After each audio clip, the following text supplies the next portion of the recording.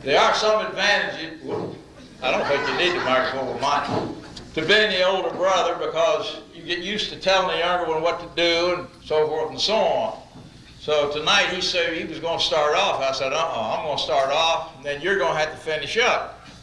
He also claims that I'm not a native of Sanibel because I was born in the hospital in Fort Myers, and he was actually born in the house over here. So he says, I'm not a native, I've got to make a big speech.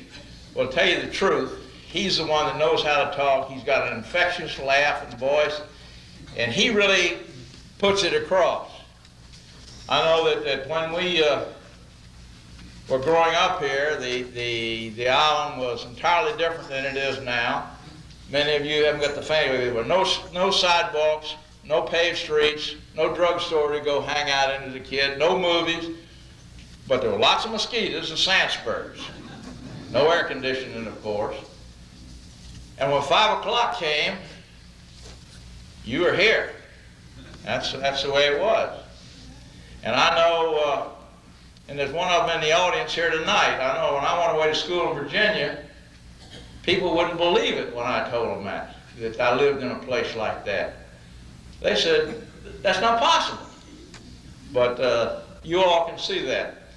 Well, with those few introductory remarks, I'm going to interrupt him when I feel like being the older brother. Normally I would sit in a rocking chair, but he had to be next to the blackboard, so I gave in to him on that.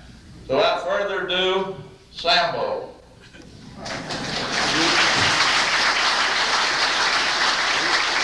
can't stop me longer than that? You'll fill it. Damn, I was expecting you to do all these kind of things, so I wrote this thing, and hell, you just ruined it. All I got left is these two. He usually tells a story whoops, you can probably hear me without the mic. Usually, he tells a story about me or something. It's like a friend of mine that got introduced as Mr. Jones from Texas, who made $1 million in the oil business. When the guy got up to speak, he found out, he said, no, my name is Smith. And it wasn't Texas, it was West Virginia. It wasn't oil, but it was coal. It wasn't $1 million, it was 10,000. I didn't make it, I lost it. Other than that, well, I got everything straight. Our other brother was supposed to be here. I can't hear you. Oh, he can't Must hear have me? it on, Sam. Maybe I better put it on here. I get to wave it around here. Our other brother, John, was supposed to be here, and I figured he can talk pretty good too. He's between us. I'm the younger. You understand that, don't you? And then he's the older. You understand? We got that across. Well, John's a little bit strange about his health. There are times that he'll go for 2 weeks. He'll feel real good for 2 weeks. And he's sure there's something wrong, so he checks in the hospital to see why he feels so good. And this was 2 weeks is up, so he had to check in. All right, y'all not gonna get off as light as you thought you were. I just happen to have a few more pages here that we'll go over. I'd like to start off with being a little serious. First of all, Bill thanked us, Francis and I. We're not the ones that really ought to be thanked. My father and my mother are the ones that really ought to be thanked. And I tell you what. Don't forget Aunt Sheila. And all the Matthews and all the babies, okay? They were very special people here when Sanibel was in its beginning. And I'm very fortunate to have been born as their child. Francis has probably told you a lot already. I'm the black sheep of the family. I didn't do things just right. But every time I got off the straight and narrow, I'd think about my dad or my mother. Somehow or another, I got back on where I have straightened out a great deal. believe me. I'd like to give you a little background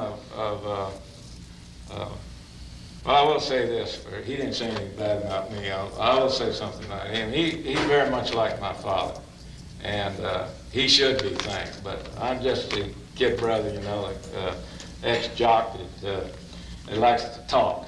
I used to be a football coach, and I made many talks, and I love to talk about football and sports, and I love to talk about Sanibel. So you people are doing me a favor allowing me to be up here tonight, believe me. But I love to talk about my dad and my mother. My dad came here in 1894.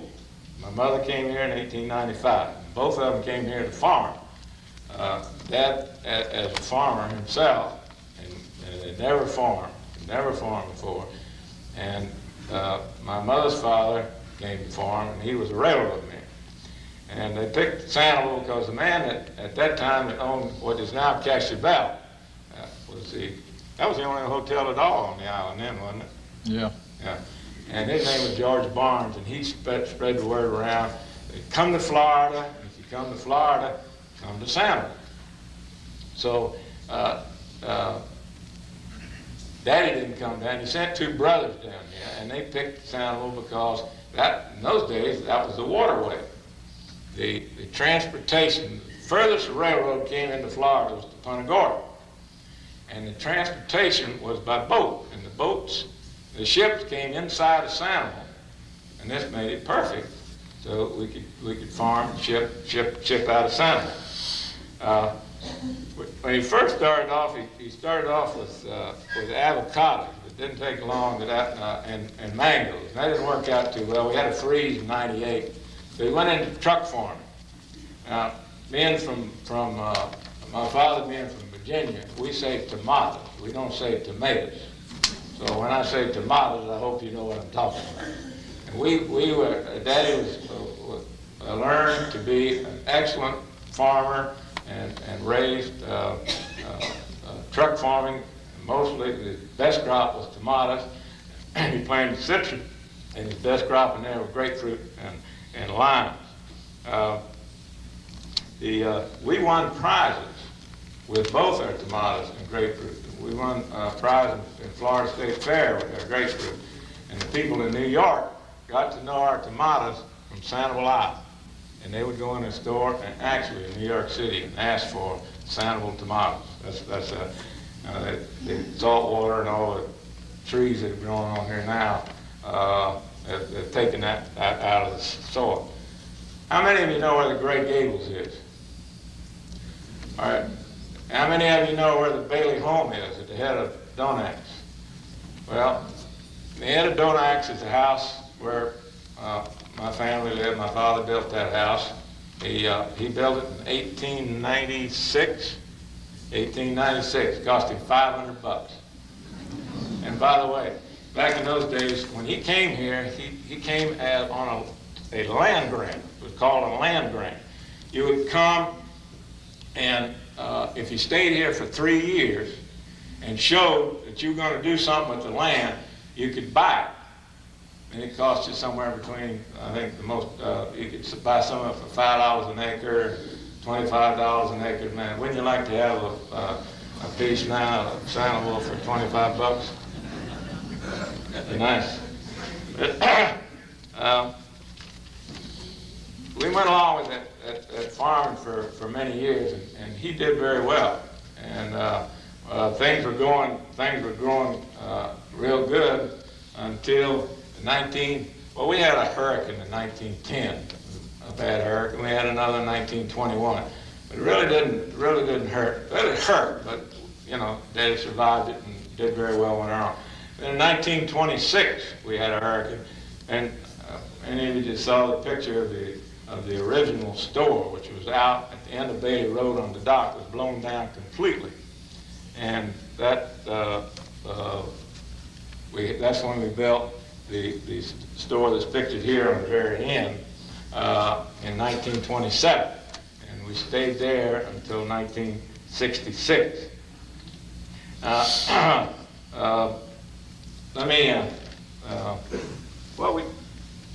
Let me show you that. This is periwinkle. You don't recognize it? And the reason it was named periwinkle, back in the old days, there was 9 million periwinkles along the edge of the road. It was beautiful. It'd just be like seas of periwinkles, pink and white particularly. Just maybe 100 feet, 20 feet wide, just solid periwinkles and bloom. It was beautiful. So it's natural. Somebody kept, they'd mention, call it periwinkles, like Rabbit Road. You go down Rabbit Road, there's 9 million rabbits. They were all over the place, so we called it Rabbit Road. Anyway, the causeway comes across here. You turn here, and the standard station, what is it, Exxon or Chevron. Chevron, that's close. Okay, it's gasoline anyway. And we started that. We started that one too. We built that station and another point. Bailey Road. That comes right down back toward the bay. Causeway's over here, and the old store was right there. This is the bay line right here. It's out in the water. That's the one that blew down 26. Then there was a triangle over here like this. Everything is put in quarter sections. Well, there was a section right here, and all of it was out in the bay, except that triangle right there. My dad bought that piece of land, and that's where he built that store. And it's right down from Bailey Road.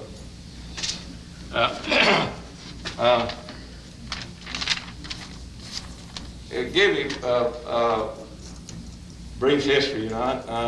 Francis probably really ought to be the one up here talking, but I was here probably more than anybody else during the 30s. And right after the 26 and 27 storm, we started running into a little problem. I think some of you out there might be close to my age. All of you know I'm much younger than Francis, but some of you could be close to my age and remember the Depression. Well, things were going great for us during the Depression. We were going to North Carolina. As a matter of fact, we were in North Carolina when the store blew down. We were vacationing in North Carolina, and and my father almost went crazy before he could get back down here. But then after the Depression, we had some what we call sharecroppers. That we supplied all the equipment. We had the barn, we had the mules, no tractors, mules, and we worked the fields with these people. And when times got real hard, these people left, and we did very little farming during the 30s. And then we had another hurricane in 1935 and another hurricane in 1944, and that pretty well wiped out the farm. 44 hurricane was the last one. There was so much salt that came over that we didn't. Nothing was. It was like a fire swept the island. You wouldn't believe how much was killed. Well, during the Depression, it was tough, but a lot of other people had a lot worse than we had. I don't know whether you read Louis Gazard, but he made a statement in there a couple of days ago, sort of like I felt. I had a warm bed. We had plenty to eat, and I had a dog that would come when I called her. We weren't all that bad off. We didn't eat, like at the Waldorf. But I remember we used to get what we call brisket stew. And brisket stew consists of gristle, bone, and lots of fat, if you got a fat cow, and 3 or 4 little pieces of meat.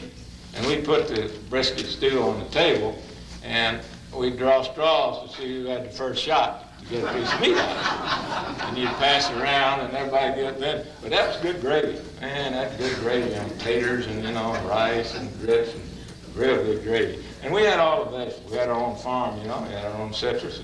And we didn't have any cows, but we had chickens. So we had chickens and eggs. So we ate well and had enough to feed the dog too. So, but some of the people, weren't so fortunate on the island. I never. One boy used to say that his father used to give him a dime to go to bed without his supper, and then when he got up in the morning, he charged him 10 cents for breakfast.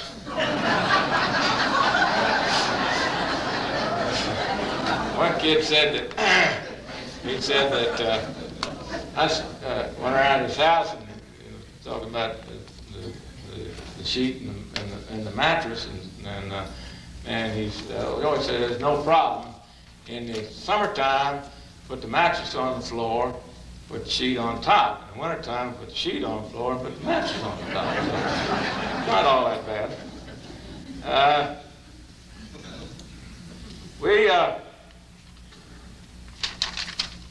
You're not going to interrupt me, or are you taking a nap? Okay. My notes are a little confused. Let me give you a little bit about my history and his history. He's right, he was born in Fort Myers. I was born on the island. And believe me, my mother, I was taken much better care of in that house down there than he was in the hospital. We had midwives and nurses and everything. This was in January 1924, and we were doing very well. And that house was much better supplied than the hospital was. That's why I'm bigger than he is. But then we lived here together and went to school together until in this little building down here, which is now the Pirate Playhouse. We went there together, and when Francis started there, they had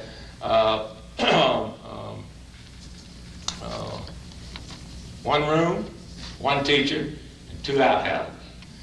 And, one for ladies and one for men, When in 1936, he left here in 1935 and went off to prep school. And that year, they put a wing on the school. We had 2 teachers. One teacher taught the 1st to 3rd grade, and the other teacher taught from the 4th on up. Still had 2 outhouses. And the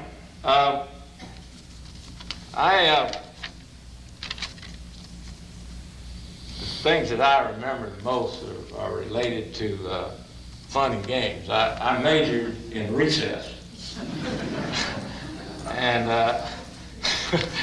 Francis will verify that. So we had all kinds of games and things that we did. When you lived where the school was right there, we had a very small yard, but there was a lot of sawgrass around and some trees and so forth. A great place to play cowboy and Indians. Have you ever been to Sawgrass to play cowboy and Indians? Great, a lot of fun. But we all liked to play ball. My father, the only game he ever played was baseball. He loved baseball, and we grew up to learn to like baseball. But the backyard of the schoolhouse was less than 150 feet deep. And you had a problem right over the fence with sawgrass. If you hit the ball in the sawgrass, well, you spent half your recess hunting the damn ball. So we made some rules. You hit the ball over the fence, you're out. And so another thing we did in the outhouses, we used lime, And so when you went by the outhouse, if the balls hit in the outfield, one of the rules was you'd get a little lime, put it on the ball, so if it did go over the fence, you could find it a lot better because it was white.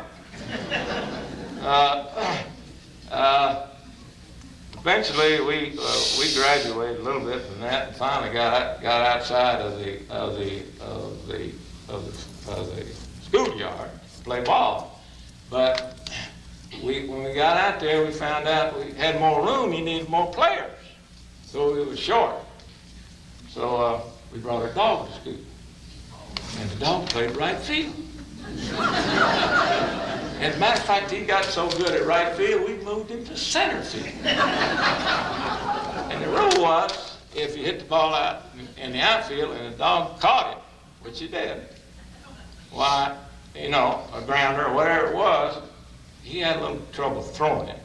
So the rule was, if the dog caught the ball, you had to stop there. He couldn't advance it. So he was a big help. But he never made it beyond Sanibel Elementary School. He never got it higher than that. Good dog, though. Let me see now. I rattled on him. Oh yeah, another one of our big things of going to pleasures, going to school was about maybe every 2 or 3 months an airplane would fly over. And the key teacher would call time out and everybody run outside and look at the airplane. That was quite a bit of recreation for us.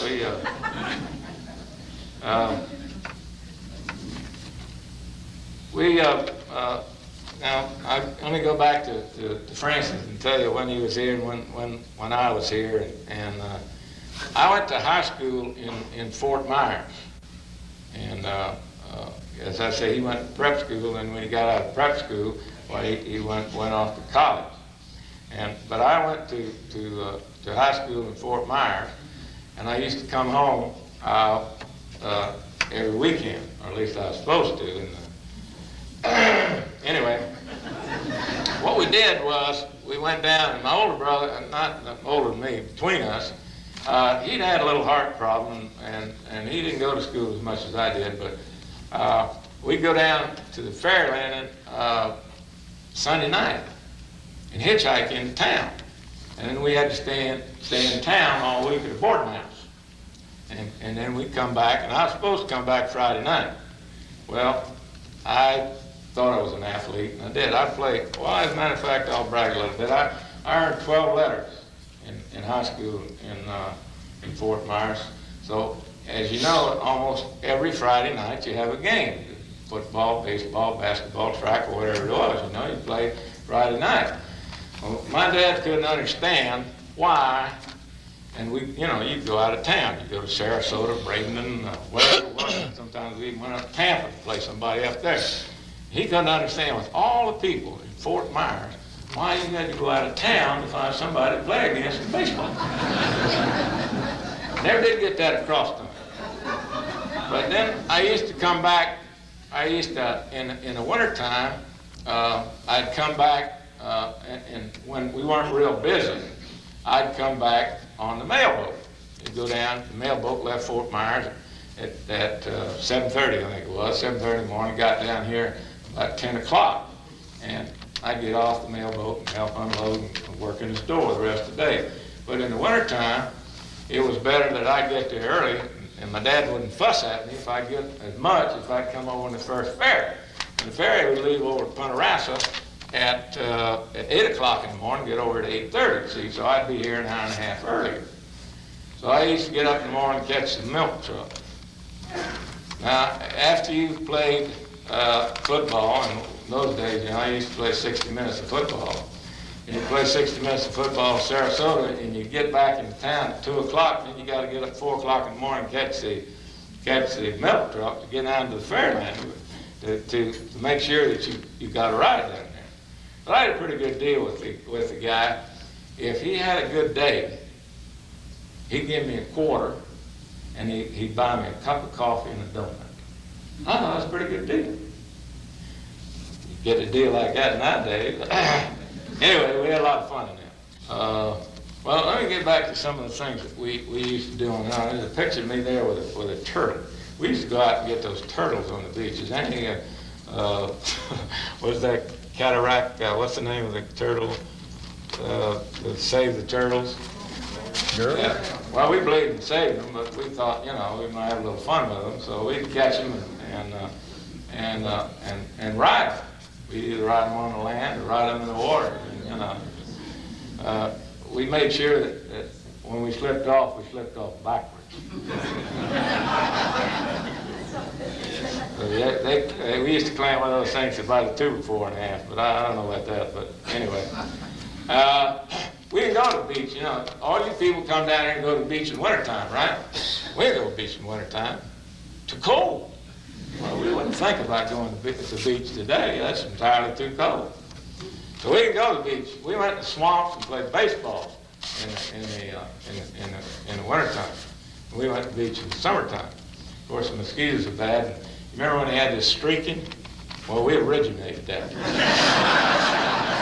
What we would do is we would go to the Bay or the Gulf and run up in the bushes, take all our clothes off, and run like heck for the water. It wasn't because we worried about anybody seeing us. We just trying to get away from the mosquitoes. There wasn't too many people here. Well, as a matter of fact, in the summertime, you'd sit there in your house, and if a car went by, and if you didn't recognize the sound, you'd run at the window and say, "Who the hell's on the island?" Somebody knew on the island.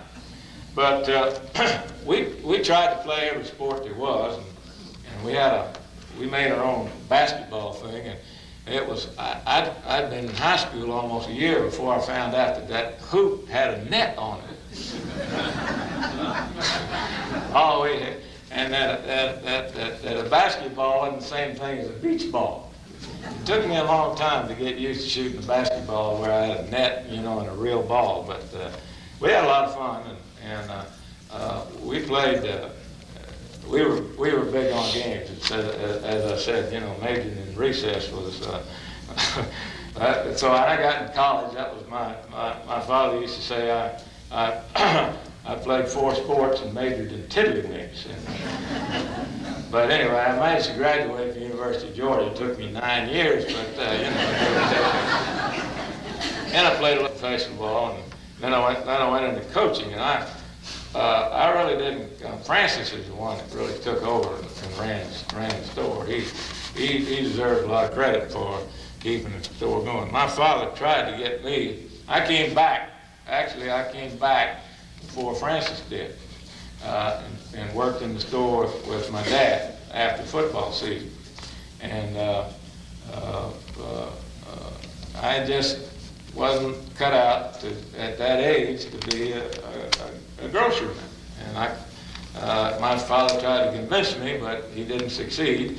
And I played for 5 years, and then I went into coaching. And about that time, Francis showed up. And he thought he had it made for a while. He fiddled around, and this and that and the other. And one morning, the old man got in there with a baseball bat and rammed him, and he jumped out of bed, and he said, "Time, quit playing, get off your butt, and earn your pay." And from that day on, he's been running the store. And my dad lived about 2.5 years after Francis came back. And he's the one that built the store up like it was down there, and he's the one that moved it up here. I coached for 25 years and ran a bowl game for 4 years, and then finally Francis tried to get me to come down here. And so finally I did in January of 1979. We formed a partnership actually in 1955. We built that service station together down at the end of Bailey Road. We did several things together, but I was coaching up there. And so I came down here in January of '79, and we started talking about salary. And he wasn't much on that, And so I said, "Well, Francis, all I want, I just want you to pay me what I'm worth."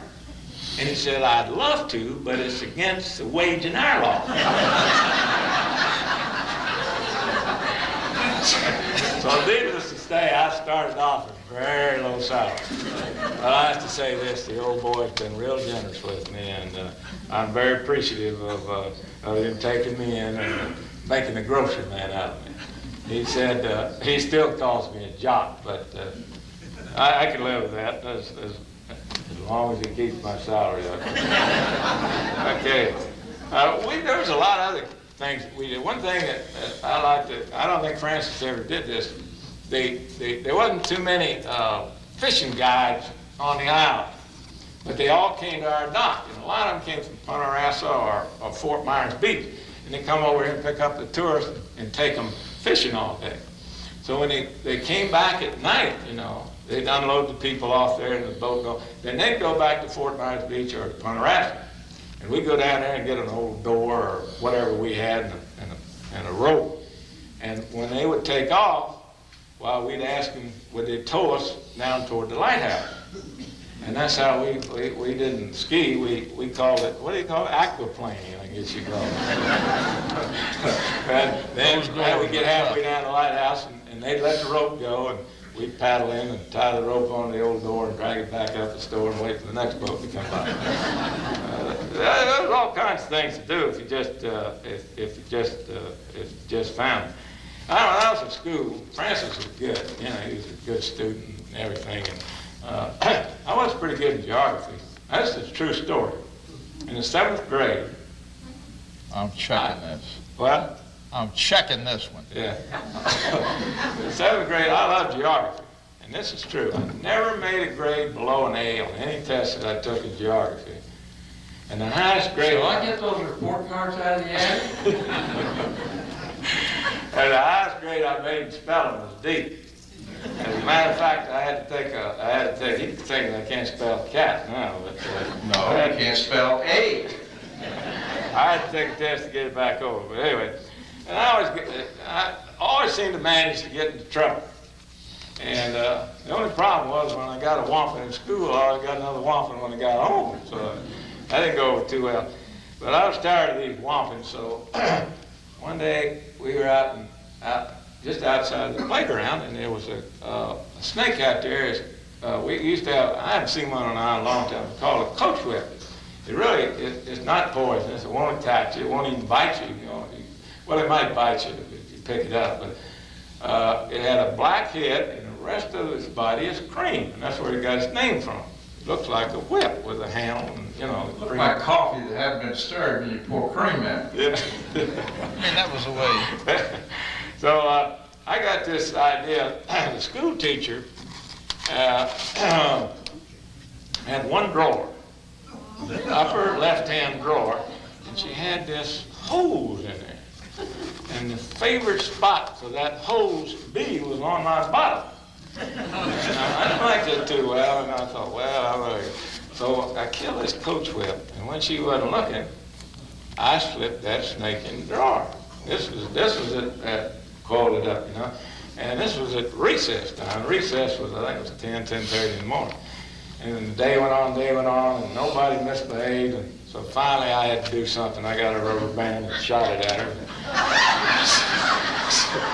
She snatched open that drawer and reached in there for that rubber hose. And needless to say, we had recess for the rest of the afternoon.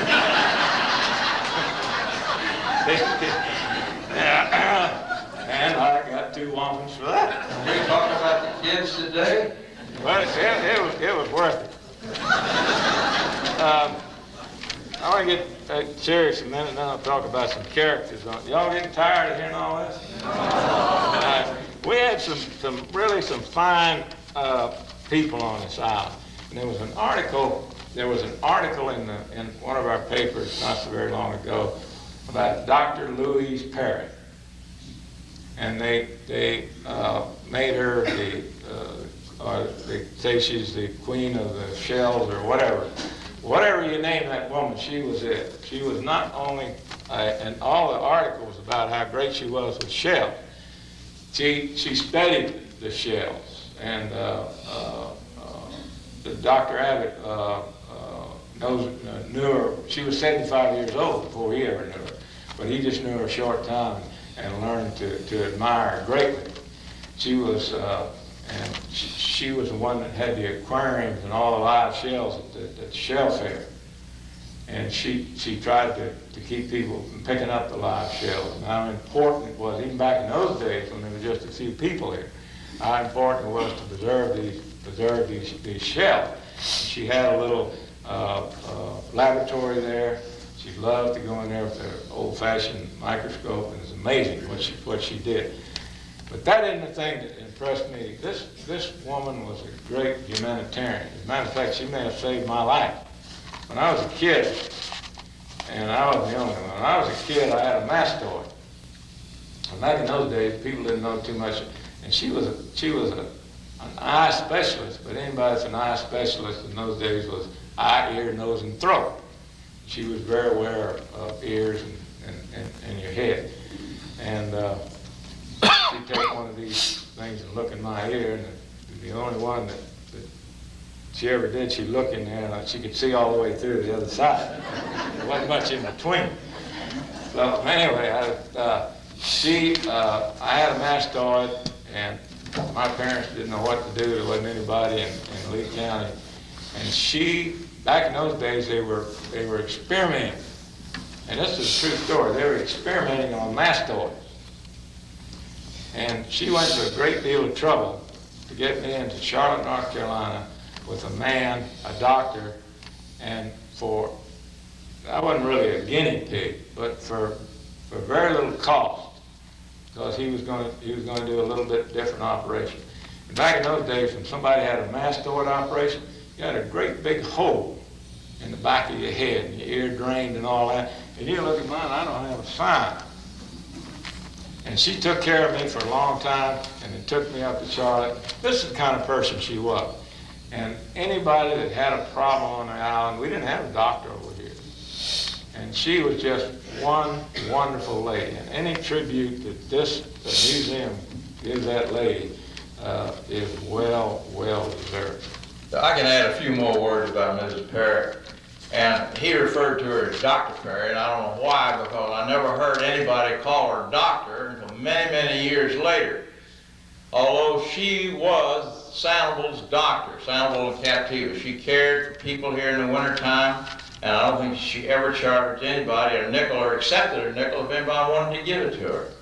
She was absolutely, as he said, a humanitarian and a wonderful person, and of course, as he pointed out, with a shell. Incidentally, just in case anybody knows, if you've noticed in the community house, there's a plaque out there to Curtis M. Perry.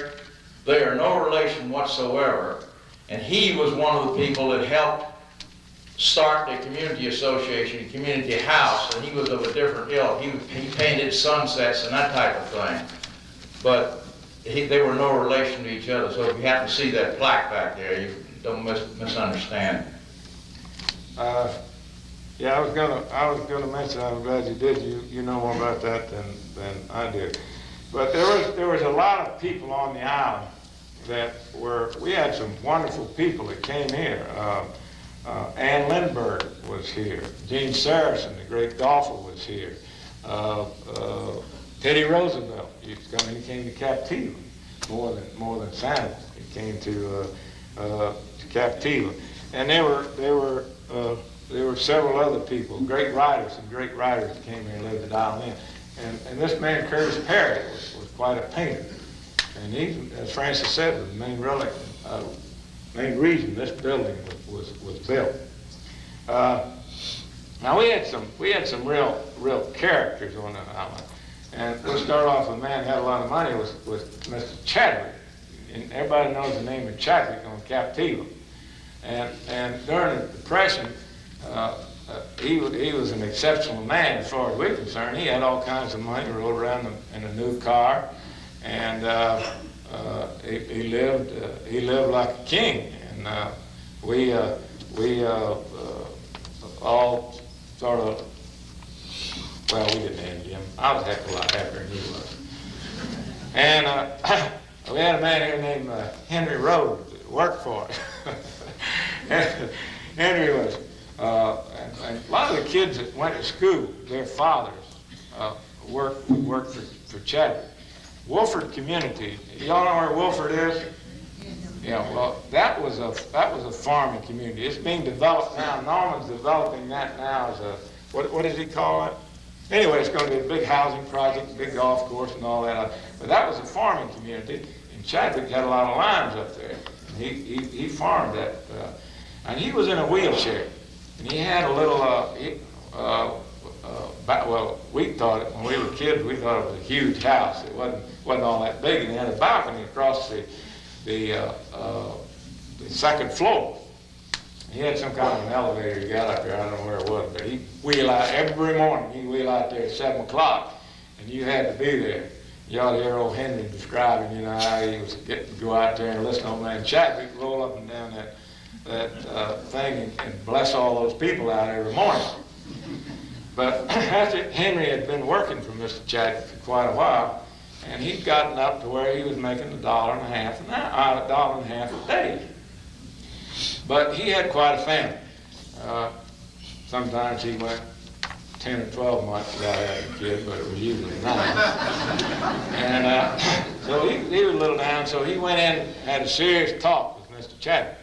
Well, he hardly got started before Mr. Chadwick started talking to him about what a problem he had, and on and on and on. And Henry said, you know, after I had listened to that old man for about 30 minutes, he said, I reached down in my pocket to see if I had a quarter I could get. But Henry was one of our characters. Another guy lived right down there where the service station is now, Chevron service station. Mr. Wiles lived there. And we still got a lot of Wiles on the island. Shalata Carpenter, she owns with her husband, owns the Timmy's Nook. Yeah. Timmy's Nook. That's Mr. Wiles' granddaughter. And Mr. Wiles lived by himself and farmed. Well, he was 75 years old and he was still farming. He lived right next to Seacrest. And you could go in, I guarantee you, he lived by himself, you could eat your dinner off of his floor. That's how clean it was. That guy was spotless. You wouldn't believe it. And he stayed that way until he was 75 years old. Then we had Kesson. Ever heard of Kesson's Island?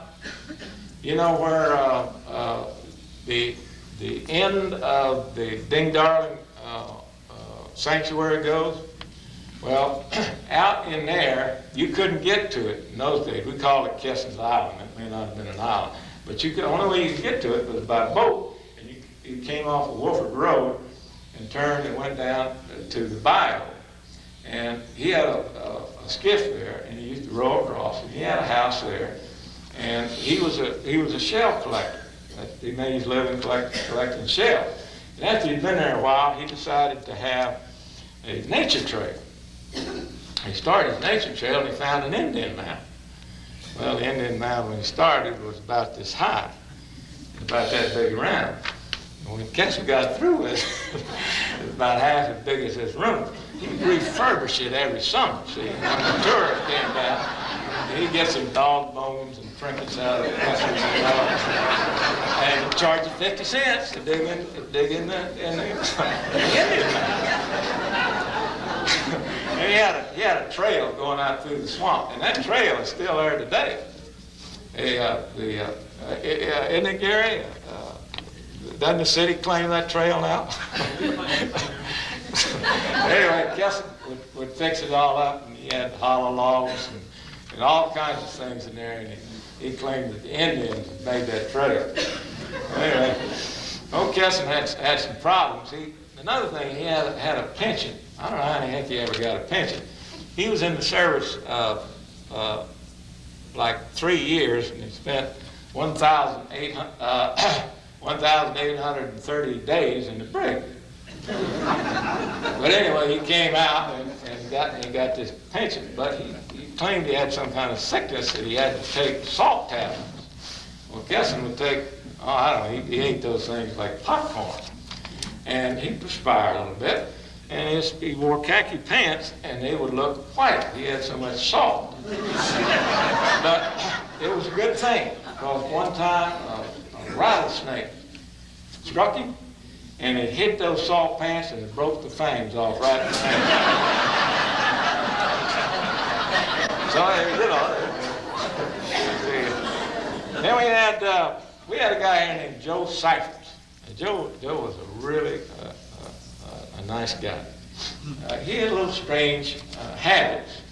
He lived in a little house that wasn't exactly the the Waldorf. As a matter of fact, if you took a dead cat around your head and swung it around and let it go, the chances are that it would go outside. That's how big a tractor. And Joe didn't think it was necessary to get dressed up except on Sunday. And he wore a burlap, this is true, he wore a burlap bag with 3 holes in it for a shirt. Every Sunday morning, just as sure as that church would open down there, Joe Cyphers would come down the road. He wouldn't let anybody give him a ride. He'd walk down the road. He had a suit, shirt, tie, and his shoes over his shoulders. And when he got to the church, he sat down on the edge of the road and put his shoes on. Went to church. As soon as church was over, came out, took his shoes off, went back home. Took his suit off. But he went every Sunday. Well, here's the kind of guy he was. We had a storm here. Well, I guess it was a 26 hurricane, wasn't it? No, it was just a winter storm. It was just, anyway, a lot of people had some damages. Well, you know, let me tell you how we used to find out when a storm was coming. We'd hear it on radio 3 days after the storm had gone. But the best way to find out about it was a Cuban smacks. A Cuban smack is a fishing boat used by the Cubans. That's how they made, a lot of those Cubans made a living back in those days. They fished. And these waters up here were good. And they come, and these boats are about 60 feet long, wouldn't you say? Something like that, 60 feet. But and they had barometers on there. Now, where they got them from, I don't know. But anyway, you come out of the store and you look out and you'd see a Cuban flag. Whoop, got a little bad weather. And man, you'd see a mess up there. You better go up and nail the shutters down. So they knew when there was going to be a storm. And they would take, and the way they kept their fish was, you talk about a live well.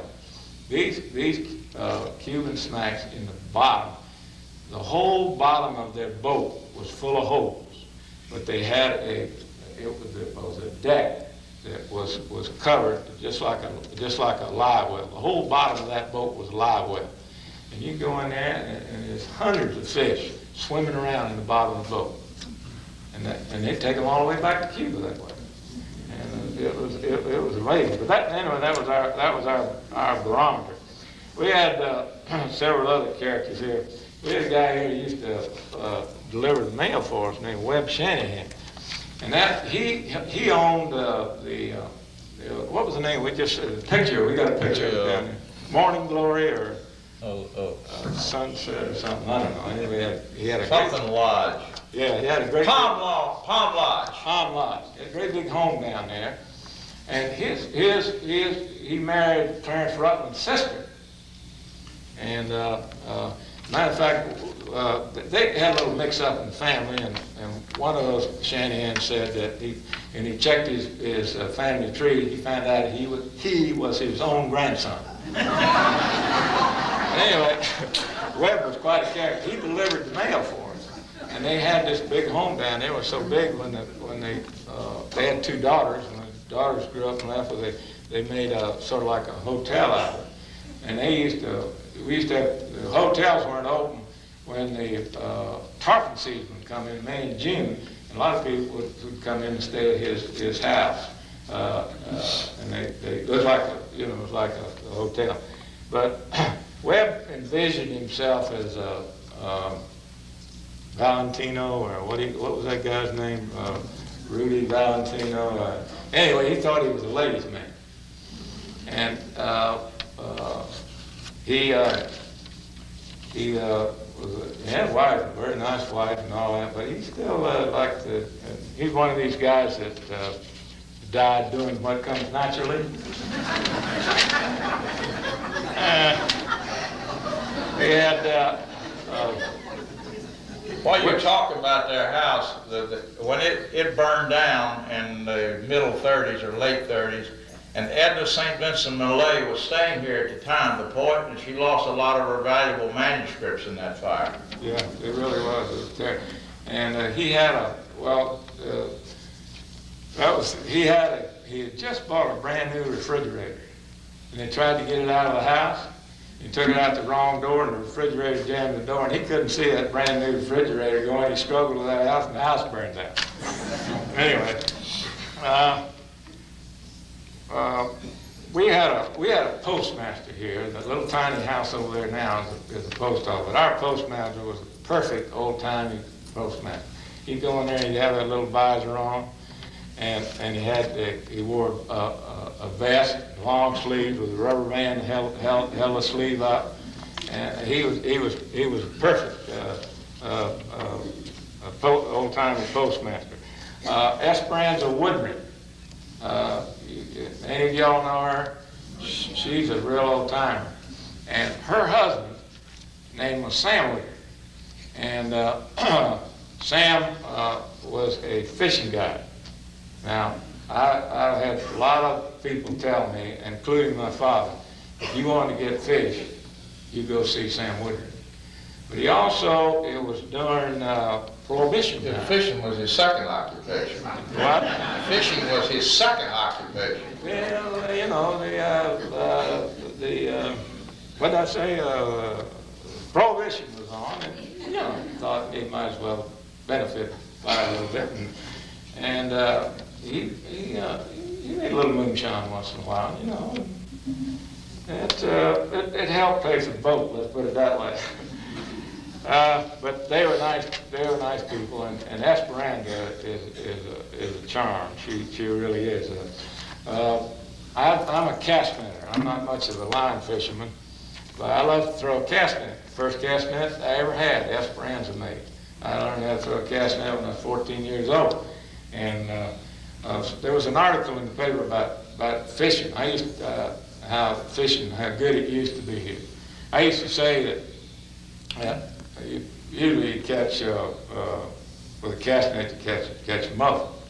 And I used to say, I don't care what time of day it was, what time of year it was, what the tide was, what the weather was, it didn't make any difference. There was always some place on this island that I could go and get mullet. But now, you know, the island's grown up and we don't have as many mullets as we used to either.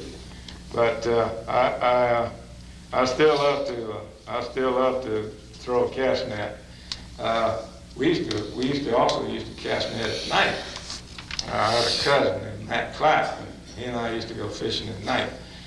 And we almost gave it up one night. One night we saw this rippling in the water, and those Henry Rhodes used to say the water was looking curious like. That means there was some fish in it. So we used to throw. He would throw first, and then I'd throw second, or vice versa. And when the mullet would break, you know, why, we'd get the ones that would break. And we threw over the biggest mess of stingrays you've ever seen. And I had an 8-foot net, and I pulled that beauty in, and must have had at least 20 stingrays. And I'd black of night. You ever try to get 20 stingrays out of a cast net? Ain't much fun. But I love throwing cast net, and I enjoy it, and still do, believe it or not. I still throw a cast net. I enjoy it, and still do, believe it or not. I still throw a cast net. I never have taught Francis to throw one. I've been working on him, but the baseball. I'll tell you something about the baseball. You want to hear a little baseball? We used to play a lot of baseball. We played, as I said, we played out there at school, and in the wintertime, we had a league between the hotels. You remember Captiva Lodge, Fisherman's Lodge? They had a team up there. Captiva had a team, and Island Inn had a team. And we didn't have any gloves, but we had bat and ball, and we would play on the hotel grounds, and we had a real good time. And then we graduated from that a little bit, and we went into what we call the Sandbar League. Now, the reason we called it the Sandbar League because most of the fields we had were very close to the beach, and you had to play when the tide was out. Our left field or right field was 3 feet in water. And we'd go over and play at Cape Costa and Fort Myers Beach, but we had a field here, and I got in a lot of trouble with that one. We had a road grader here, and I've been trying to find some way to make a baseball field big enough where we were bigger then, older then, and so one Sunday I borrowed the road grader. And took it down there and I bladed up everything I could put. It had chains on it. Oh, did I turn it off? I think you did, yeah. Push a little tiny button. Where is it? I know that's Is that pretty it? tough for you. Okay. So, I tried to chain around cabbage trees and graded it all out, and then we went down and cut a bunch of pine trees down and put the post behind there, and we had some old chicken wire and strung the chicken wire over the pine trees in the back, and then went to the barn and got gunny sacks and filled them up with sand and got a board and made home plate and pitcher's mound, and we were in business. But unfortunately, my father found out that I had used that grader. Well, I was too old then to get a whomping, but my ear was bent from I had to do a little time on the road gang, working on the road to make up for it. But that was a nice field. Matter of fact, we call that field Sam Stadium. I enjoyed that. Sometimes we had trouble in getting people. We went over and played in Fort Myers sometimes, and we had trouble getting enough guys, so I had been using Francis out in right field. We used to call him Franny and Right. He didn't go for that too well. He was but this guy, other guy, was supposed to be a much better outfielder. Well, he could hit pretty good and catch the ball, but his problem was when he was in the outfield, when he'd get the ball out there and when he'd throw it into the infield, when he would stop rolling, he was still the closest one to the ball. So we put Francis back in right field. So the first time the guy comes up and he hits this ball out in the right field. Well, Francis misjudged it just a slightly bit. As a matter of fact, he almost hit the second baseman coming in. And the ball landed exactly where he had been standing. So he turned around and chased the ball, which was now back up against the fence. And he picked it up and threw it over the backstop. He had the arm, and we should have gotten those two guys together, shouldn't we? Well, then we had another guy in right field that he wasn't too good at ground balls. Very often, if the ball was hit to him, it'd go through his leg, hit the fence, and he'd go back to field and run through his leg again. So we did have problems in right field. But we had a lot of fun. You got any more baseball stories? No, not right at the moment. I'll think of one maybe.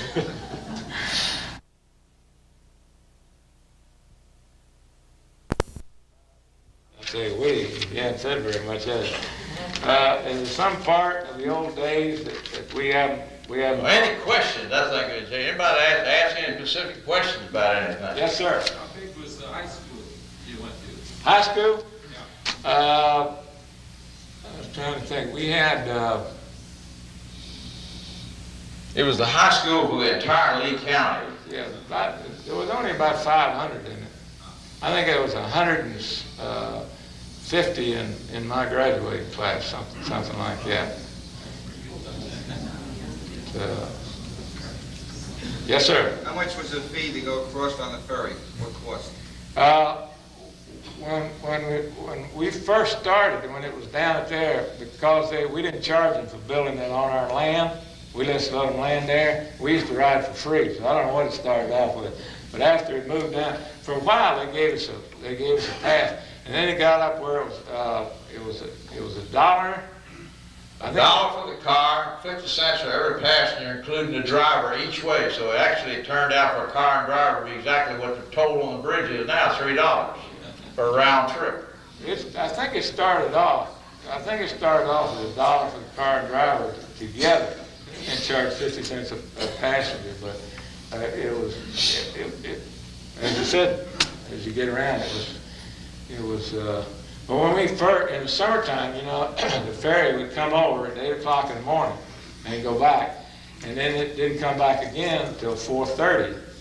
and you get here at 5 o'clock. If you miss that ferry, you had a problem, whichever way you were going. You know, just now in the wintertime, you had 1 or 2 extra ferries. Yes, sir. What was the approximate population of the island in the middle, late 30s? Well, the first one that I ever knew, I could tell you how many voters were here. 1946 or 47, we had 43 voters. I was the sheriff for the, you know, they make a deputy sheriff for the poll, and we had 43 voters. It was the middle 50s before we ever got 100, and I was serving on that board. I remember we were quite happy when we got 100 voters. Yeah. Yes, sir. Did Clarence and Rosamond Chadwick have any children? Not that I know of. I never knew of him. He was a cripple, but I don't know how long he'd been. I never knew him except in a wheelchair. He was always in a wheelchair. And she was several years younger than he was, and she thought she was still 18, but I was just talking to that gentleman back there. She used to take a clothespin and hairpin, and tape it across her forehead. And then sometimes she'd go to a party. To keep the wrinkles out. Keep the wrinkles out. Sometimes she'd go to a party and she'd take Scotch tape and pull the wrinkles up. And then if it got real hot, you know, we didn't have any air conditioning, you know, these things curling off the face. That's the gospel truth. That's the truth.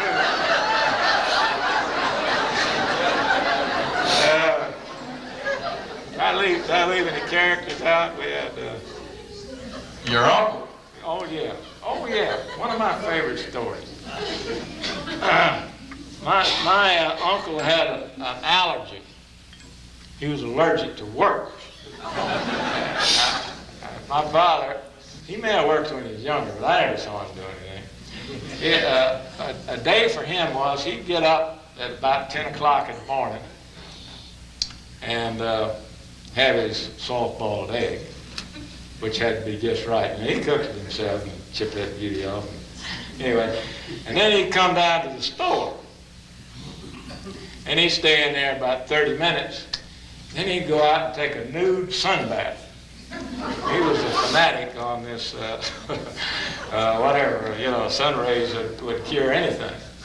He was pretty discreet. He went back out on the packing house, and he'd get a bunch of these great big empty cartons and put them all around him, you know. Anyway, that worked all right until our other brother shot him one time when he was jacked up in the air with a BB gun. He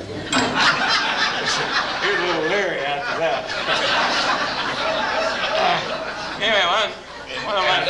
And then one day, the mayor of Fort Thomas, Kentucky, got a bucket of coal and turned around there and threw it on him. And guess who got blamed for it? I forget what, and he never got married, but a lot of women really liked him, and I don't know what he'd done if any of them had ever grabbed him, but anyway, the women were very fond of him, and he would talk to them. Oh, then I forgot to tell you, after his sunbath, well, he'd come back in and write a few numbers down, then he'd go home and listen to the opera. So he had a rough day. Anyway, he used to, in the summertime, he'd go places, you know, and sometimes he didn't come back. And one fall, he still hadn't come back yet. And this lady came in the store, and Daddy was there, and she greeted Daddy and so forth, and she said, "Oh, where is Ernest?" Daddy said, "Ernest is in New York." Ooh. Ernest is in New York. And what is Ernest doing in New York? Daddy said, "He's writing." And she said, "Ooh, what is Ernest writing?"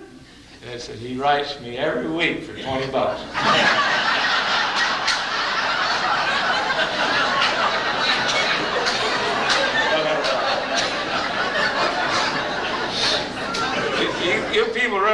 what mosquitoes are here. Francis mentioned that, but mosquitoes were really, I mentioned it about, we'd run to go in the water, and we weren't worried about anybody seeing us. We'd get rid of the mosquitoes. Sometimes, this is true, sometimes they get so black on the screen, they cut the sunlight out. And you could go to bed at night and the hum of their wings would put you to sleep. They were unreal. It was fantastic how many mosquitoes were here. They weren't too bad in the wintertime. I guess they didn't like cold weather or what, but they started about December up to Easter. Usually we were pretty free of mosquitoes. Yes, got a question? There were a lot of efforts to curb the mosquitoes. Who did all the work diking out of Ding Darling and the Sanibel River and all? Was that the federal government or who came in and did all that? Francis can answer that better than I can. I didn't quite hear it. You're talking about the canals and Ding Darling and all to get rid of the mosquitoes. The canals that were dug so we had flowing Well, water. the canals were dug by the Lee County Mosquito Control District, and the idea was not to drain, but to maintain water so that you keep the fish and natural predators alive. Francis was on that board for many years. The Ding Darling was something entirely different, although it happens that the dike that is around there was dug by a mosquito control drag line, but it was simply cooperating with the refuge. It had nothing to do with mosquito control as such. Is that what you were asking about? Yeah, somebody else back there. Here's Millie up here. I'm sorry, I didn't get it. Either one of you? Did you know that? Oh, yeah. I wouldn't call him a person. Oh, yes, no, Ding Darling. Yes, I certainly did. He was a wonderful gentleman. Francis done better than I did. Well, he was a staunch conservationist. He was a cartoonist. Artist. Beg pardon? Artist. Yeah, cartoonist. Cartoonist. Real artist. He liked his seclusion here on the island. He built a studio on Captiva out on a dock with a drawbridge so he could pull it up so people wouldn't bother him. He wasn't that eccentric. That wasn't the point. He just wanted his privacy. He used to also stay at Twin Waters Inn. And at one time here, there was a big controversy that we had a lot of wild panthers on the island. Well, he didn't believe it. And if you think I'm deaf, he had hearing aids. When he went to sleep, he took them out, put them on the bed. So he tells me one day, talking to him, he said, the other night when I was sleeping, why, those panthers woke me up outside my window. And I turned on the light and scared them away. He couldn't have heard the panther if it jumped in his bed. You had a question, Dick? Millie over here had a question, Sam. Huh? Oh, Millie had a question. Oh, Millie. My question is, why can you tell me about early shell fairs? We've got one coming up. Well, the first shell fair that I ever heard of was on, I don't know if any of you ever been long enough to, when Island Inn had the barracks, and they had the verandas on the porches went all the way across the first and second floor and faced the Gulf. And the first shell fair that I never heard of, and my mother was involved with this, my aunt, my grandmother, was put on the porch of Island Inn. And I think the first one was originally for the Island Inn people, but other people got involved with it and entered into it and joined in. And when it moved down here, I think was about 30, Early 30s. early 30s anyway. I thought, I've seen that plaque so many times, that Curtis Perry. I knew Curtis Perry. I was just a little kid, but I knew him, and he was really a nice. He was a little guy, but he had a big heart. A little guy with a big heart, and he was very interested and helped build this. And I thought the community house was finished in 1931. I know it was started 28, something like that. 27. But if it hadn't been for him, he's the one that furnished the final monies so that we could have this building, which was a tremendous asset to us here in the 30s. The church and the old church is down here right now, and the schoolhouse and the community house, and of course Bailey Store was the island, and the Island Inn and Casabel were the hotels, and that was our life. Now, if you went in for nightlife, you went up to Captiva and Andy Ross's That's recent history. his bar. The only one thing you had to do Andy had swinging doors that came in. There were screen doors, and it was very advisable when you came in to duck. You never knew when a beer barrel was coming out through it. Somebody else had a question? Yes, sir. What's the story about the boat that was docked over here on the beach for years? The Algiers? The Algiers was a Mississippi riverboat that went from New Orleans to Algiers. It was brought here by a man named Lathrop Brown, who was Franklin Roosevelt's roommate at Princeton. And he had a lot of money, and his wife liked to renovate things. She renovated a lighthouse, made a home of it in California.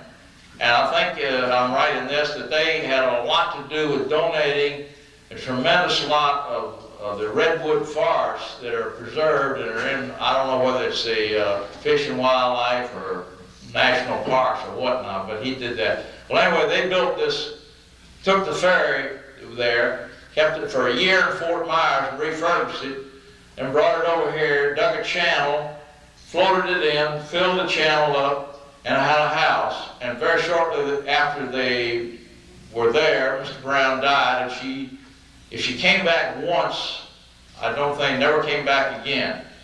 He was a great guy. I liked him. He came here, and I said he had more money than knew what to do with, but he loved to, I don't know which it was, skeet or trap. I can't get the two of them separated. Shooting, with the clay pigeons, he'd go out different ones. And he'd go around the state, and he'd come back, and he'd come in and start talking to me, and he just chortled all over the place because he won $5 from somebody. He could have bought the whole skeet shoot and never missed it. And he loved it. But unfortunately, he died. And it just stayed there for years and years and years, totally unoccupied, except for a caretaker who did not live in it. He lived on the outside. Yes, sir. Yes, ma'am. What did you do during hurricanes? What did I do? Oh, yeah, that brings up another story. I got a minute now. The one that I remember the most was the 35 hurricane. We had gone in, as a matter of fact, we'd gone in to take you to go to school, hadn't we? Right. And we put him on the train to go to school, and, the hurricane was we didn't realize it, but they were a little early. The hurricane had only been there about 6 hours, and we got the report that the hurricane was coming.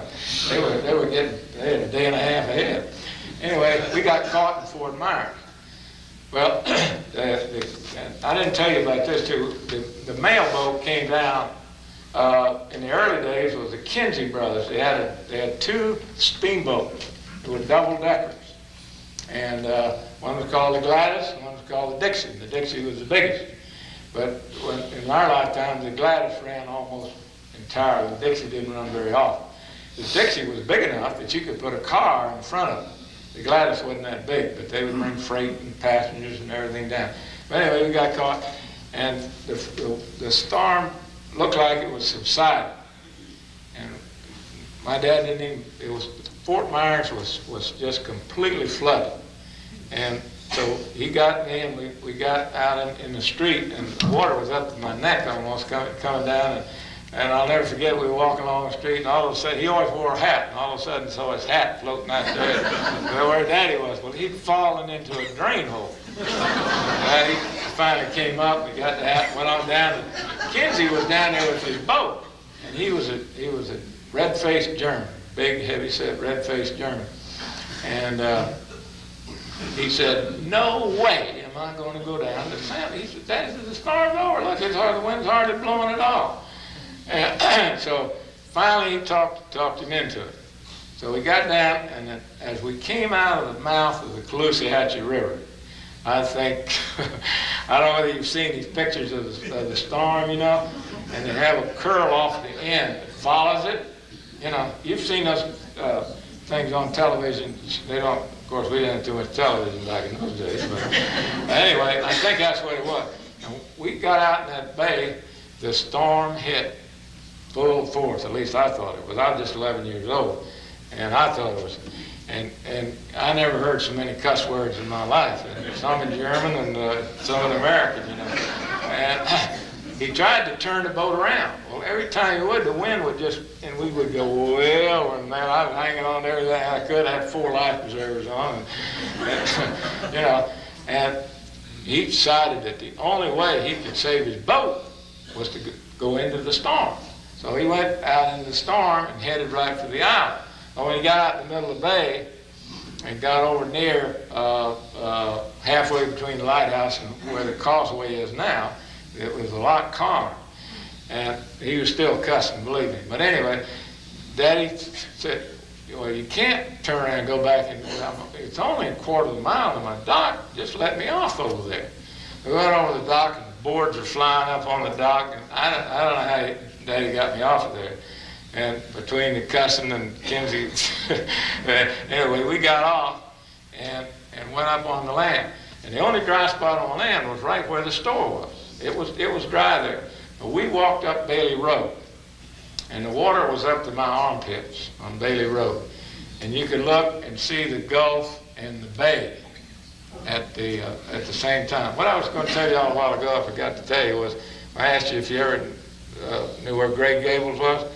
My father used to stand on the porch and see the roof of Grey Gables. That's how the vegetation was back in the early part of the century. And anyway, so we walk up to all the way up the house, and most of the time the water is really almost up to my shoulders, all the way, and the whole island was flooded. But it started raining. You remember, it rained before you left. It rained before he left. It rained all during the hurricane. And it rained after the hurricane. And I'm standing there in the middle of and I see the Gulf out here and the bay out here. You can imagine looking at Gulf and bay here. And I took a little sip of the water. And the water was not salted. Now that's how much it rained. The bay and the Gulf, and there was so much water. And you know, we had hardly anything that died from salt, from that hurricane, because there was so much rain. Now 44, water covered the island, and there was very little rain comparatively, and it looked like a fire swept, right? You know, in 44, hurricanes, the only predictable thing about them is their unpredictability.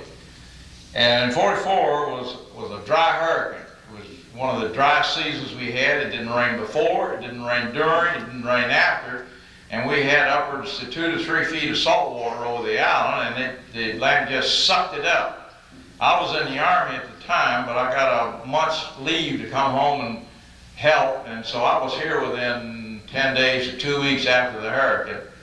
And it was a mess. I mean, everything was dead. There was trash piled up everywhere, and timbers and pieces of things around it. It's almost undescribable. Yeah, somebody asked, we got on those hurricanes. It wasn't a hurricane, it was 29 storm. Again, Mrs. Chadwick. In the middle of the night, Mrs. Chadwick was pounding on our front door.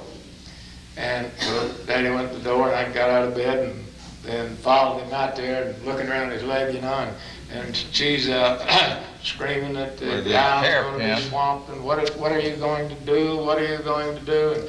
And Daddy finally calmed her down, and he said, Madam, I don't know what you're going to do, but as soon as you either come in or leave, I'm going back to bed. Anybody remember? I don't know. That story ends there. I don't know where she went. He always wanted to be on the island when the storm was going on. He wouldn't have left here. You had to pull him off of it. Anybody else got any questions? Yes, sir. Back in 77, we stayed at Shell Harbor Inn, and the boatswain's phoned it. I met a maintenance man there who said he was an ex-Navy pilot who used to fly a seaplane out here in competition with the ferry. Is that true? Well, during the war, they had during the war, this was a bombing area. They didn't. I don't think they used real bombs, but they used to fly over the island and bomb out in the bay. You're talking about a Navy pilot? He said he was an ex-Navy pilot flying a flying boat, PBY, and he used to fly this plane after the war, this was in the 50s and 60s, between Fort Myers and Sanibel in competition with the ferry. Yeah, well, I think they delivered the paper, and I think that is a little embellished story. I think I know who you're talking about. They used to, I never heard of anybody doing that, although people did come back and forth in small planes occasionally when after hours and whatnot, and sick people there. But they did bring in the wintertime and had way long before the war papers over here, and they dropped them. They didn't land, they dropped them. And then later when this airstrip was built back at Casabel in the 50s, then they did land there. But I don't know about the PBY. I dropped the papers at the hotels and dropped it at our store and dropped it up on Captiva, and they made several drops of the paper. Yes, sir. They used to land in that canal that's up there. Which canal? There's one that, Off of Tarpon Bay? Tom Wood, who was a conservation agent, had a small plane. He used to land his seaplane in there. Yes, the only person I ever heard of it landed it. He was an excellent pilot, and he landed his plane in there. Yes, ma'am. You referred to the church. Could you tell us about that? The church? Well, the church was very much a part of our lives. As a matter of fact, my father used to conduct a service there. And the way he did it was, we'd all go to church in the morning. Sunday school. Well, call it whatever you want to, but he'd go through all the preliminaries of church until you'd read from the Bible, and we'd say the prayers and the doxology and all these things. But when he got up to preach a sermon, then we split up. And they had two wings off of the church, two rooms off the side of the church. There was the main part of the church, and there were two wings off the side. And in the wintertime, we had enough that the adults would stay in the main part, and my uncle taught the Sunday school class. And then in one wing, the smaller children would go, and in the other wing, the teenagers would go. And Miss Cordy Nutt, that's the Gray Gables again. That's probably the oldest house on the island. The Nutt family lived there, and there were three Nutt girls, and they were really nice people. And the one got married, and the other two, Cordelia and Letitia, we called them Miss Letty and Miss Cordy. Well, Miss Cordy was, I don't know whether you ever graduated. I never got out of Miss Cordy's class. I always was in her class with the... Miss Letty taught the adults. Well, she was Uncle Ernest, I think. They all learned there, yeah. And but I loved Miss Cordy. She was a wonderful storyteller. Wonderful person, really was. Where was the church? Right where it is now. Right next to Brand X. Right to the left of Captiva.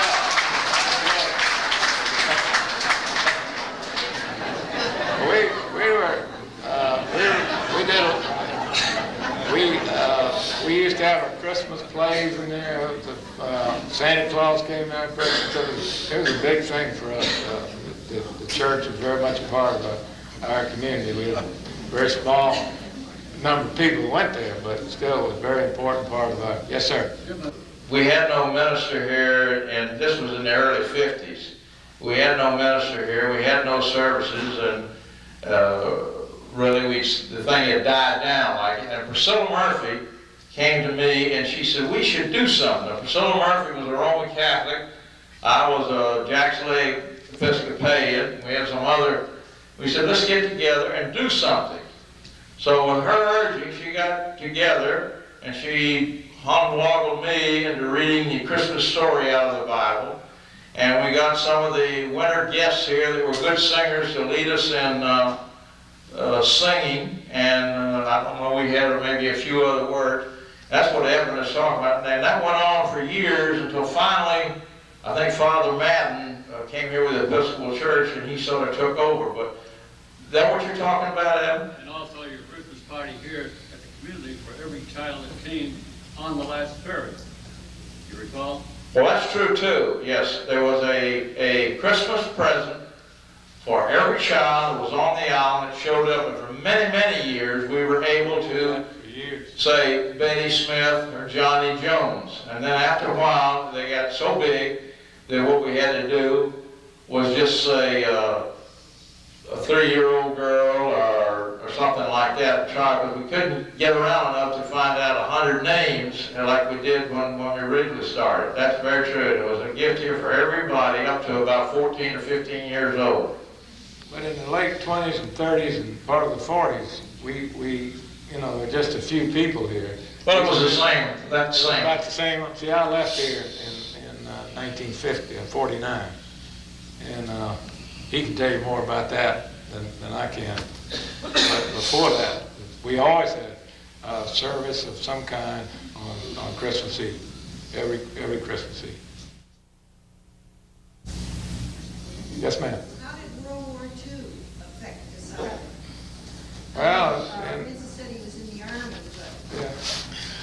did many people come? Did the tourists? A few, not a whole lot. We kept our head above water, but we had the lighthouse was made into a Coast Guard station, and we had a lot of Coast Guard people came to the lighthouse, and that helped some. Maybe you can expound on that a little more, but it wasn't real lively. And we had to have all our windows blacked out, and the coast. That's one of the things the Coast Guard did. They drove up and down the beach, make sure that all the lights were out, so that you didn't make a silhouette. Well, there were a lot of, I don't know, they were all Coast Guard. They were stationed at Captiva and some of them at Twin Waters on Captiva, if you remember. That's true. And a couple of leaves that I had from the service was down here with some of them. They had a bomb site out in the bay. They used to fly over there. Well, they had a right-wing bomb right on top of Bowman's Beach. That's Johnny Wakefield was in charge of that. And after he So they had to have people on the land too, but of course we didn't have any planes over here. Well, if you're talking about the people that lived there on the island, this place was almost devoid of people. Every able-bodied person, of course, was in the services someplace. And people like Clarence Rutland, who was probably as old as we are now, too old to get in the service. He went over to Fort Myers and served as a fireman at Page Field and that sort of thing. So there weren't very many people that you call able-bodied left on the island. It was almost nothing was here. The farming had stopped because of the 44 hurricane, and this place really almost died. We still play baseball. Oh yeah, we still had our baseball team. And we're still playing baseball. Anybody wants to come out and play ball, we still got a team. If you're 44 or older, come on out. But we got, I used to say when I was a kid, I could take a grape and throw it through a bank ball. Now I have trouble throwing a steely through a wet Kleenex. That's the way most of the guys are out there, so you're welcome. Yes, sir? I saw Sam out in right field the other night playing ball. He hasn't moved very far, has he, in all those years? Thanks a lot. Yes, sir. Your family was from Virginia originally. What was it that brought your father, your family, to this place? What did you know about it? All right. Let's see if you tell the same story. Daddy was born and raised in Virginia. I think he left there when he was 9 or 10 years old, and he moved to Covington, Kentucky. His father was in the tobacco warehouse business. He stored tobacco, kept the warehouse, and he moved to Covington, Kentucky when he was just a small boy. He went to high school there, and when he got out of high school, he went to work in a rolling mill. His father died when he was 12 years old, and the living wasn't too good then, and his mother, my grandmother, I don't know what she had, but she needed to get in warmer climate. Let's tell the truth. Your older uncle was a little addicted to the barleycorn. He ruined the business. Well, And your other uncle was somewhat addicted. She wanted to get him out of that atmosphere. Wait, they came down here with this guy, George Barnes, that circulated the news. This was the place to come. So they came, that's why they came down here. They didn't know anything about farming, but they succeeded. Of course, he died before we were born, but was a teetotaler. But Uncle Harry, and I didn't find this out until years after everybody had died, including my father, a man named Henry from Tennessee, that had come down here and helped pick tomatoes with him. He said Uncle Harry and he used to pour their whiskey into a 5-gallon kerosene can and carry it around so that Grandma couldn't tell what they were drinking.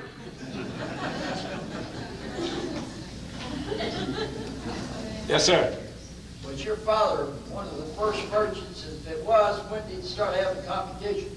With the store or the? Yeah, with the store. Well, the store, when he started the store, there wasn't any store on the island, and everybody farmed and they had their own vegetables, and whatever you got, you'd go down and order it with a boat that would come by. I don't know exactly like that, and they would put it out, and he'd put it in the warehouse, and that's how the store business started. He thought, I'm storing all this stuff for these people, why don't I just buy it and make a couple of bucks on it? So he boarded off the end of his warehouse and put a counter out there and got a barrel of beans and a barrel of salt and a barrel of flour and a box of salt pork bacon and coffee and sugar, and he went in the store business, and that's the way the store started. When did he get competition? We still don't have any competition.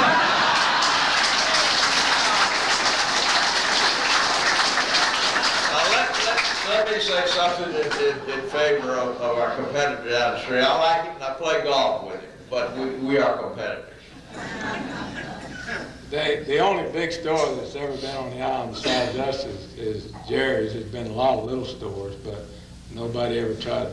Now, Winn-Dixie and Publix and several others have investigated, but guys like Gary Price won't allow them to come on here, and so the Baileys can still make a living. All right. Oh, got another question? Was there a Mitchell family on this island for a long time? Oh, yeah, there's another woman I met. Mrs. Mitchell was a delightful person. Lived up right next to the bridge.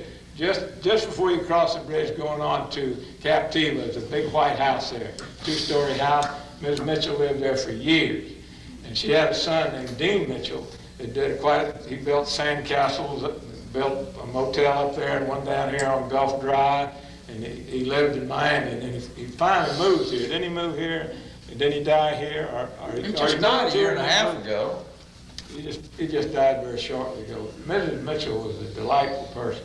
Her husband was alive. I can remember him, but I didn't know him like I knew her. She was really a wonderful person, and very much a part of Upper Sanibel. But you're listing your characters. Her father was probably old, so we get that old. We're getting in that same category maybe. The wooden bridge that went across the Captiva, he loved to fish. That was his bridge. And you go up there and try to fish, and you got his way, you were in trouble. Yeah, he's pretty staunch old man. Yes, sir. You mentioned Palm Lodge. Where was that? Well, it was down probably about a quarter of a mile from the lighthouse, right on the Gulf. Just about opposite of where you turn off of the road there to go to the pier. You know, you're going along this way and you make a sharp left, just on the Gulf side, yes. Yes, sir. Where did the Wolfwood area begin on this island? The Wolford area? Right. Well, if you look at a map, you'll see at the end of Ding Darling, the road that goes through Ding Darling, you see there's a couple of bayous in there, and the water comes way up in there. Well, anything which is west of that was what we considered, I guess they still do, Wolford that went to Dinkins Bayou. Now, there was and I forgot to mention this, one of the places the mailboat used to stop, there used to be a post office at Wolford. Oh, the post office, the store, and 7 or 8 homes. Quite a community up there. Now, we didn't go up there very much because that was a long way, but that was where the mailboat came down and stopped at our dock, stopped at St. James, which is at the end of Pine Island. And that was where they got their mail. Then he went to Wolford, delivered that mail, and he went to Captiva and delivered their mail, and then did the same route coming back, and then went back into Fort Myers, took passengers, freight, and mail. That was the lifeline of the island. Very little stuff came over in the early days on the ferries. The cars came across, but not too many people brought things over in the truck. 90% of the supplies that we got were through the mailboat and the Gladys and the Dixie. Over here. Yes, ma'am. I'd like to know about blind pass and how that changed exactly. I didn't hear your question. How blind pass. Oh, blind pass. Oh, brother. Captiva and Sanibel used to overlap. Where the bridge is now, there used to be about 300 yards, maybe, well, close to it, of mangrove with a beach on the other side of it. And there was a real, where Mitchell's house was, they had a dock. Mitchell's had a dock. Now they got 50 feet of beach. There was, the water came right up to the edge of Mitchell's house. And there was water completely underneath that bridge. From one end to the other was solid water. And and deep enough to fish off of. And then beyond that mangrove was a sand spit that went down and went way over. Captiva overlapped Sanibel by a good quarter of a mile. Now some maps, we were looking at a map the other day of drawing it, it looks like that the islands connect down there. Once in a great while, you get extreme low tide and the way the tide changed and so forth, some sand would build up there. But majority of the time they overlap like that, and that's why they call it blind pass. From the outside it looked just like one island. But it was deep enough for boats to go through, and at high tide you could go on out. And at low tide you couldn't get out because it was too low. I think we got some refreshments there in the back, and if anybody else has got any questions, we'd be more than happy to answer them. So why don't we call it a night?